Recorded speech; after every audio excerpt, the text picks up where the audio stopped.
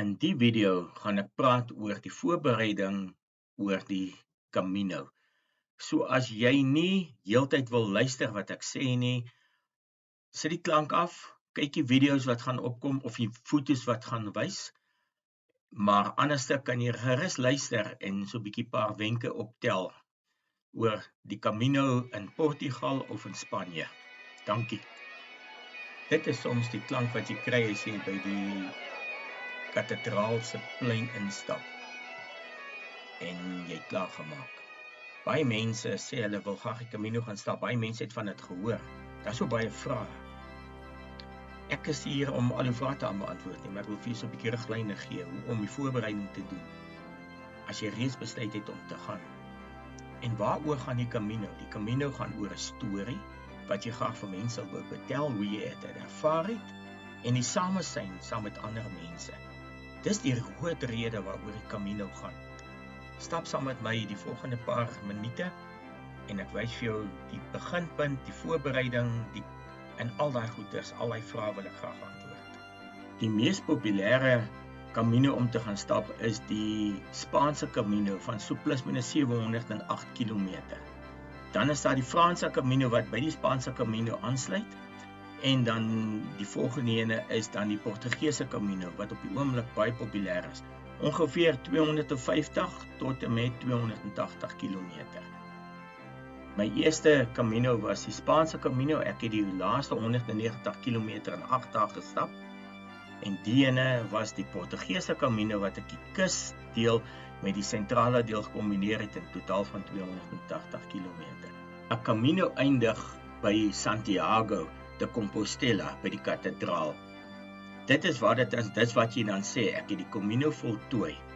En hierso kry jy 'n sertifikaat as jy die laaste 100 km of meer gestap het, want jy het 'n boekie, 'n paspoort wat elke plek stempel, en as jy gestempel gekry het, kyk hulle dit, kontroleer hulle dit daar, en dan gee hulle vir jou 'n sertifikaat. Gaan op Facebook en dan kry jy 'n spesifieke groepie wat oor 'n spesifieke Camino gaan. Dan sluit jy aan, en dan hoor jy wat die mense daaroor sê. Dan sal jy besef, is dit vir jou. Die oomblik as jy besluit het jy gaan, is jou eerste ding wat jy moet doen is om 'n vliegtuigkaartjie te koop. Wanneer moet jy gaan? Die ideaalste tyd wanneer die weer die beste is tussen April en die begin Mei, is tussen September en Oktober. Dit is omtrent die beste tyd. Anders is dit vrek warm en vrek koud.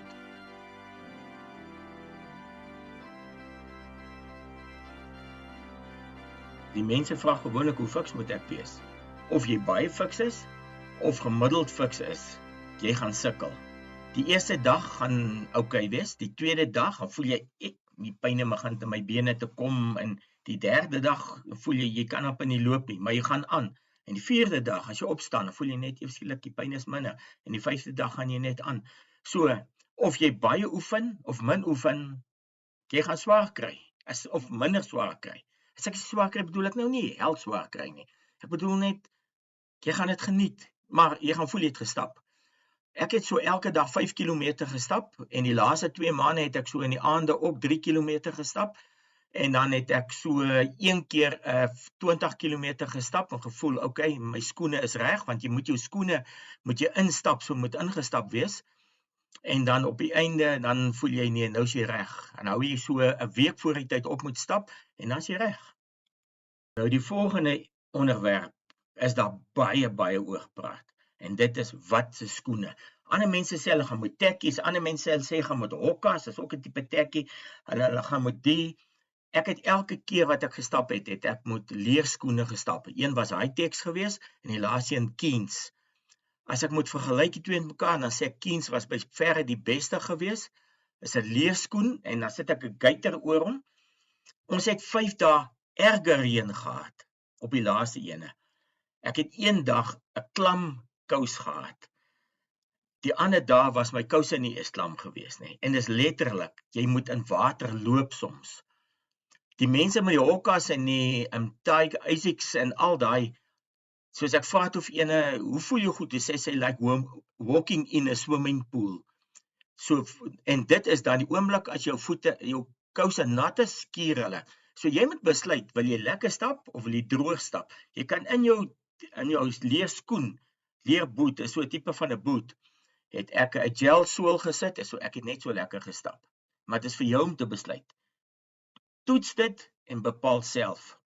Kry vir jou 'n sak so plus minus 35 liter, met 'n belt, 'n J-belt, maar moet asseblief nie probeer laai so 5 kilos op die maksimum. Geen slaapsak nie, vat vir jou net 'n iener as jy moet vat, of 'n ou laken, want oral is daar soos komberse en alles.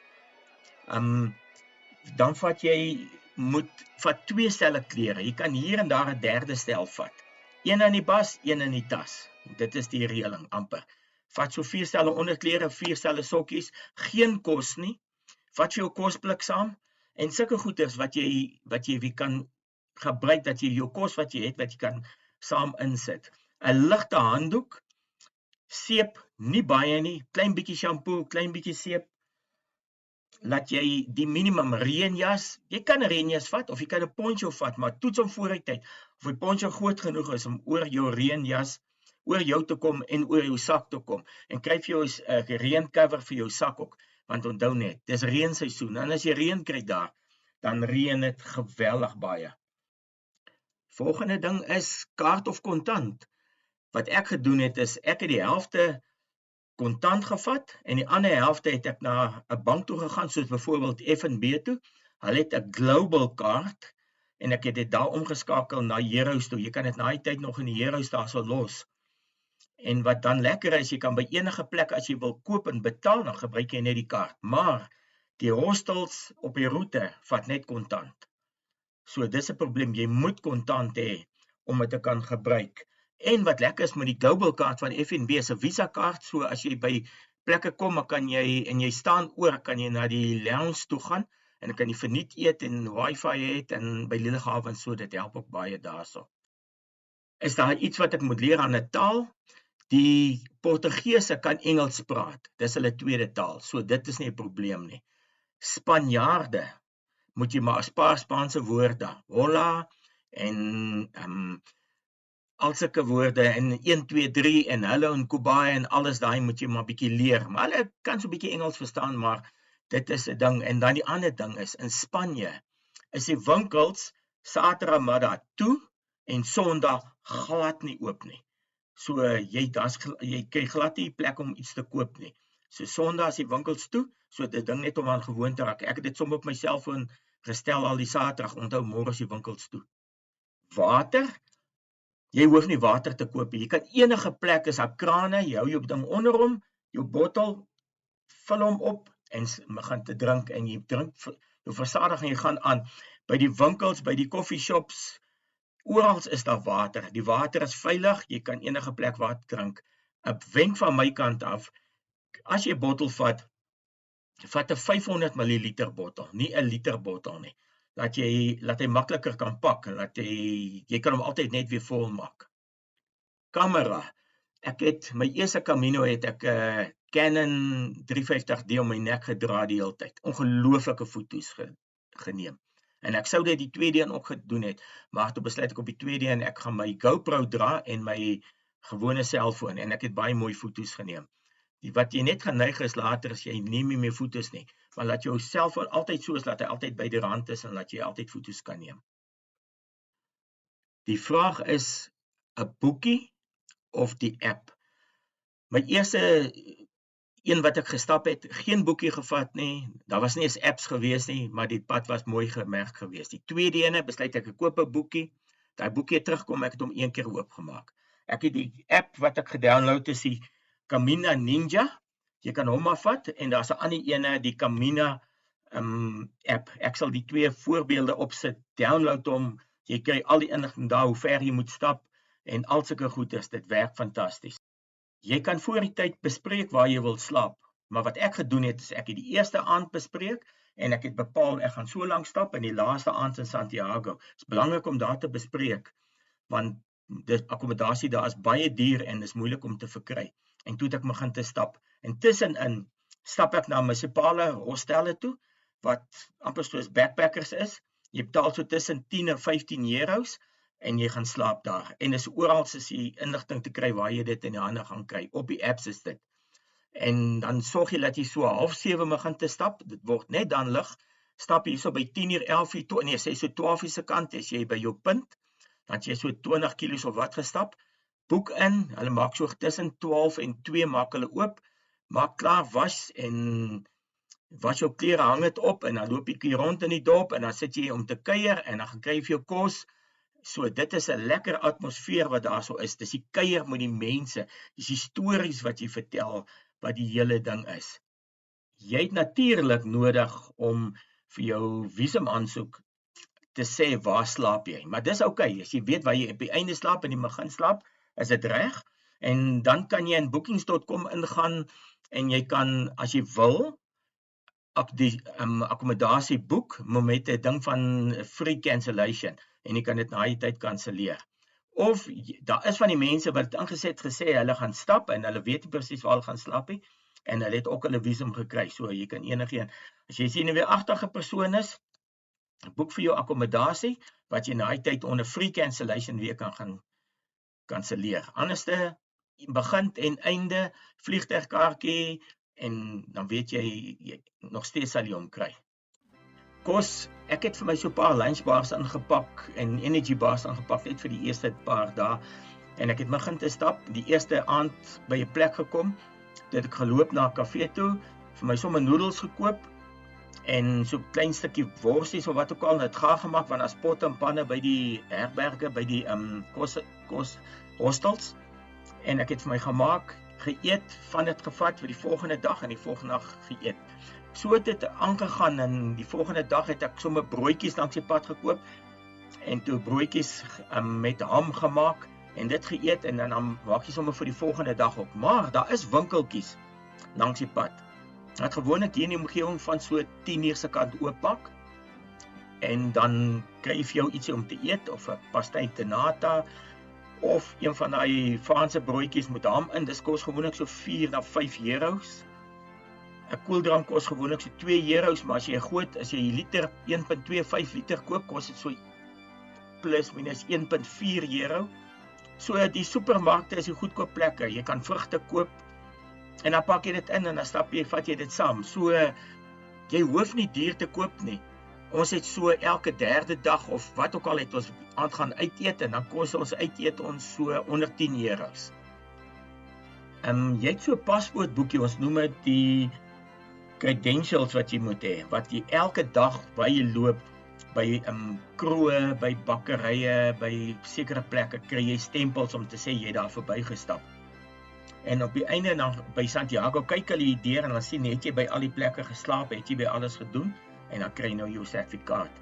Maar daai ding kry jy in Suid-Afrika by St. James, Confirmation of St. James of South Africa, en jy kontak hulle, dit kos so R309, dan maak jy 'n skenking, hulle stuur vir jou boekie, hulle stuur vir jou die brief, om te sê jy gaan van daai tyd tot daai tyd stap, en hulle koerier dit na jou toe, en dit staan jou credentials, wat jy vir die dag gaan gebruik.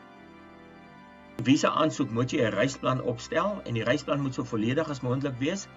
Wat se dag begin jy, hoe kom jy daarso, wat se vliegtuig vlieg jy, wat se datum, waar land jy, waar gaan jy na die, waar slaap jy die eerste aand, en waar begin jy te stap, en dan waar eindig jy, jy moet daai goeders in detail, die mense wat vir die visum gee, moet daai ding soos 'n storie kan lees, mooi uiteengesit op 'n Excel spreadsheet, kan jy die hele ding uiteensit.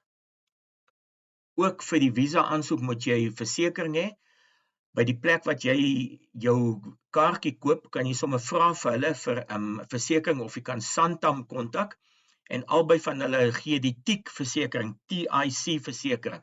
Dis 'n omgewing van so tussen 1100 en 1800 rand, hang af wat se pakket jy vat, maar dit is as daar medies iets met jou gebeur en alles, en dit is een van die vereistes wat jy moet hê om 'n visum te kry. Om 'n land te besoek, moet jy 'n visum hê. Om 'n visum te kry, moet jy aansoek doen by een van die VFS centers, Victor Foxtrot Sierra centers.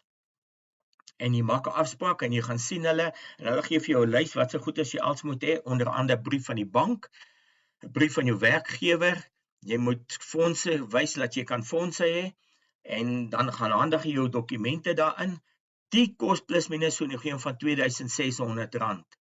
En as jou aansoek volledig is en suksesvol is, dan stuur hulle vir jou in jou paspoort met die visum, en dan beteken dit jy kan in enige Europese land na die tyd ook gaan reis, maar dit is gewoonlik gee hulle 'n 6 maande visum. Ek het in totaal 20 lande al besoek, so ek spaar elke maand 'n paar rand, en dan as ek genoeg het, as ek oor, dan gaan besoek ek 'n paar lande. Een belangrike ding is, jy gaan nooit minder as 3 weke oor see nie. En as jy minder wil gaan, dis maar jou eie keuse. Maar as jy klaar gestap het, ry na 'n plek toe, gaan besoek die res van Portugal. Ons het byvoorbeeld in die Douro Vallei, het ons waar 'n port maak, het ons so 'n paar dae aangegaan. Of jy gaan, ons het die eerste een het ons van Portugal af, van Spanje af het ons toe beweeg na Frankryk toe, en ons het daar so getoer, 'n motor gehuur, en toe is ons uit. So, jy kan dit kombineer met Slovenië, jy kan dit kombineer met Italië, of met Kroatië, of enige land. So, maak dit, laat dit vir jou werk, dat jy nie baie geld betaal vir die vliegtuigkaartjie en alles, en jy gaan net vir stap nie. Maar na die tyd laat jy ook die lekker van dit kan ervaar, die lekker van reis. En ek is jammer om te sê, as hy gogga jou gebyt het, gaan jy elke maand spaar, en jy gaan weer, en jy gaan weer, en jy gaan weer. Lande soos Turkye, wat goedkoop is om te gaan toer. Al sulke plekke. Kontak my gerus en as jy meer inligting wil hê.